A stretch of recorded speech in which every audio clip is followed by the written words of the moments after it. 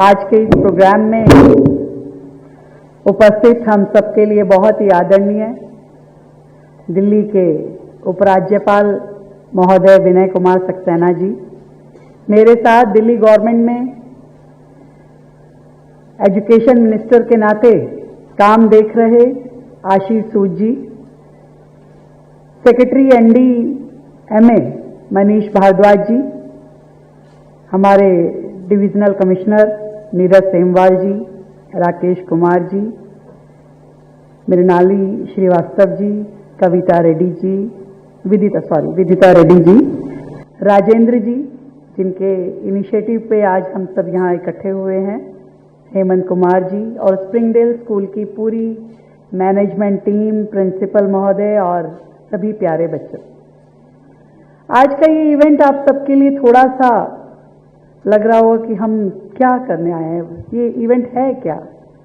और हम सब लगातार कभी टीवी में, कभी न्यूज़पेपर्स में अलग अलग मौके पे कुछ ना कुछ डिजास्टर की बातें सुनते हैं। कहीं भूकंप की बात सुनाई देती है तो कहीं बाढ़ की बात। पिछले दिनों जब बहुत बारिश थी पूरे देश में तो पूरा टाइम टीवी पे हम सब ने फ्लड के सीन देखे देश भर में।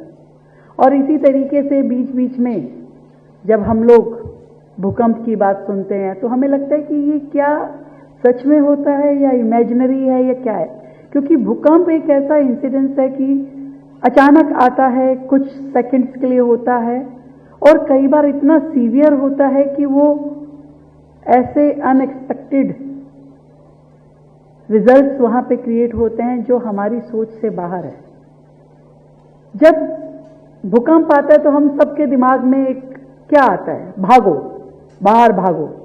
पर अभी आपने एक डेमो देखा कि बाहर नहीं भागना है, क्योंकि उतने सेकंड्स में आप शायद अपने रूम से भी बाहर तक नहीं आ पाओगे या अपने ड्राइंग रूम तक पहुंचोगे या मेन गेट तक, या फिर जो लोग सोसाइटीज में रहते हैं सोसाइटी से नीचे आना, लिफ्ट लेना, और शायद इतना मौका ना हो, क्योंकि जिन सेकंड्स की बात हम कर रहे हैं उस सेकंड्स में अगर वो भूकंप बहुत सीवियर है तो बिल्डिंग हिल सकती है, कोई छत गिर सकती है, कुछ पंखा, कोई भी ऐसी चीज।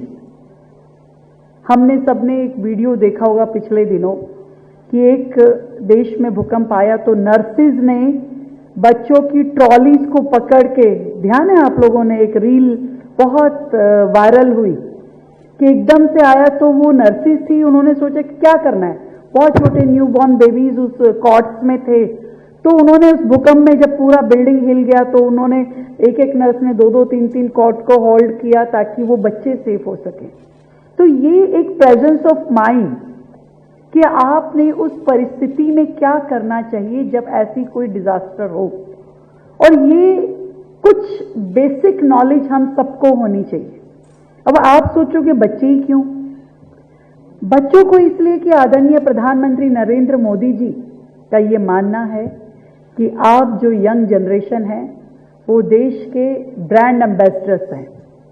जब स्वच्छता अभियान की बात पूरे देश में हुई तो आप सबको ही ब्रांड एम्बेसडर बनाया गया और बहुत अच्छे रिजल्ट हमने देश में आने लगे। इसको देखा जब बच्चों ने ही अपने माँ बाप का हाथ पकड़ पकड़ के बोला कि भाई गंदगी नहीं फैलानी है, गाड़ी से कूड़ा बाहर नहीं डालना है, डस्टबिन में रैपर कोई है, कुछ भी आपका ऐसा कूड़ा है आप उसको रखते हैं और उसके बाद में जाके किसी डस्टबिन में डालते हैं। ये एक नेचर जो डेवलप करना शुरू हुए वो आपके अंदर आई, सबसे पहले हमारे बच्चों में आई, बच्चों से पेरेंट्स में आई, अपने एल्डर वन में आई, और फिर धीरे धीरे ये सोसाइटी का कल्चर बनना शुरू हुआ। उस मौके पे हमने देखा कि हमारे ये जो यंगस्टर्स हैं they are the best brand ambassador of sanitation.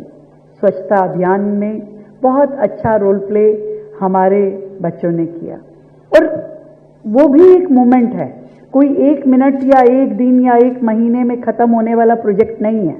ये एक लगातार चलने वाला प्रोसेस है जिसे हमें हर वक्त अपनी नेचर का पार्ट बनाना है। अपना देश साफ रखना है, अपना शहर सुंदर बनाना है और अपना स्कूल भी हर जगह जहां हम है, ये रिस्पॉन्सिबिलिटी इनबिल्ट हमारे सिस्टम में लगातार सेंस ऑफ रिस्पॉन्सिबिलिटी के नाते चलती रहनी चाहिए। और इसीलिए जब भी हम जहां भी देखें, खुद भी ध्यान रखें और हमारे साथ में जितने लोग हैं उन्हें भी रोकते और टोकते रहें कि नहीं, गंदगी नहीं मचानी। शायद 2 बार आपका दोस्त, आपकी सहेली आपको कहें बस आपको तो एक ही चीज आती है, पर तीसरे पल उसे समझ में आएगा कि आप बिल्कुल भी गंदगी को बर्दाश्त नहीं करेंगे। ये एक तरीके का गलत काम है, इनडिसिप्लिन है जो कोई गंदगी मचाता है। इसीलिए डिजास्टर की जब बात हो रही थी कि पूरे देश को आपदाओं के लिए तैयार करना है, डिजास्टर मैनेजमेंट के लिए रेडी करना है, तो उसकी शुरुआत कहां से हो? तो उसकी शुरुआत हमारे स्कूल प्रेमिसेस से हो, जहां पे लाखों बच्चे पढ़ते हैं। कल को कुछ भी मिसहैपनिंग होती है उस प्रेमिसेस में, तो सबसे ज्यादा इफेक्ट होने वाली इंस्टीट्यूशंस कौन सी होंगी? वो स्कूल होंगी। और इसीलिए जब डिजास्टर रेडी स्कूल कैंपेन की बात आई तो दिल्ली जो देश की राजधानी है वहां से शुरू किया गया। I am so happy. मैं धन्यवाद करना चाहती हूं अपनी एनडीएमए की टीम से, आप सभी से, एचओडी महोदय से, कि आपने दिल्ली को चुना। दिल्ली पूरे देश के लिए रोल मॉडल बनना ही चाहिए। हर एक एस्पेक्ट में, हर एक सेगमेंट में दिल्ली को रोल मॉडल बनाने के लिए आज हमारे ये बच्चे brand ambassador for safety measures इसके नाते से काम करेंगे। तो ये जो 2 दिन का कैंपेन आपके स्कूल में चलेगा, छोटी छोटी बातें कहीं आपके जहन में, आपके दिमाग में एक स्टोरेज होती है ना, जैसे लैपटॉप की या आपके इक्विपमेंट्स की, ऐसा स्टोर करके रखना है कि जीवन में कभी भी ऐसा कोई हादसा हो, ऐसा मौका हो तो क्या करना है। आग लगे तो क्या करना होता है, भूकंप आए तो क्या करना होता है, ऐसे हर चीज। अभी हम रोज कोई ना कोई इंसिडेंट ऐसा सुनते हैं कि बिल्डिंग में आग लगी और लोग छत की ओर भागे। अब छत की ओर भागे तो छत का तो एक ही विकेट गेट है। आप ऊपर चले गए और पता चला नीचे सीढ़ियों से आग फैल गई तो आप तो नीचे नहीं उतर पाए।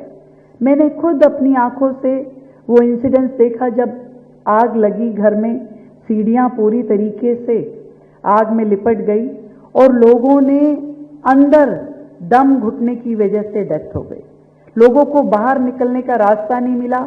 और आजकल के जो बिल्डिंग का प्लान है या जो बिल्डिंग का स्ट्रक्चर बना था उसमें कोई बाहर निकलने का रास्ता नहीं था। लोगों ने छज्जों से कूदने पे लोग मजबूर हुए। अभी जो आशीष सूद जी ने बात की कि हमारी स्कूल की बिल्डिंग भी इस तरीके से प्लान होनी चाहिए। हम बहुत सारी जगह पे जब फायर सेफ्टी के लिए एनओसी के लिए बात करते हैं तो लोगों को कई बार तकलीफ होती है कि अरे अब फायर सेफ्टी का एनओसी लेने के लिए हमें 2 सीढ़ी बनानी पड़ेगी, हमें उसका विड्थ इतना रखना पड़ेगा। पर ये सोचिए कि वो काम करना किस लिए जरूरी है कि भगवान ना करे जब ऐसा कोई इंसिडेंस हो तो हम सबकी जान बच पाए। तो मैं सबको बहुत ढेर सारी बधाई देती हूँ, स्कूल मैनेजमेंट को स्पेशली, कि आप सब ने इनिशिएटिव लेके इन बच्चों को इसके लिए टाइम निकाला। और हर बच्चे के जहन में इस चीज को हमें रखना होगा कि कभी भी कोई भी आपको तकलीफ आए तो आपको किस तरीके से मूव करना है, कैसे सोचना है और क्या करना है जिससे आप अपनी भी जान बचा सकें और बाकी लोगों की भी। थैंक यू सो मच आप सभी का जो यहाँ पे आए और आज के इस इनिशिएटिव में शामिल हुए। So nice, thank you.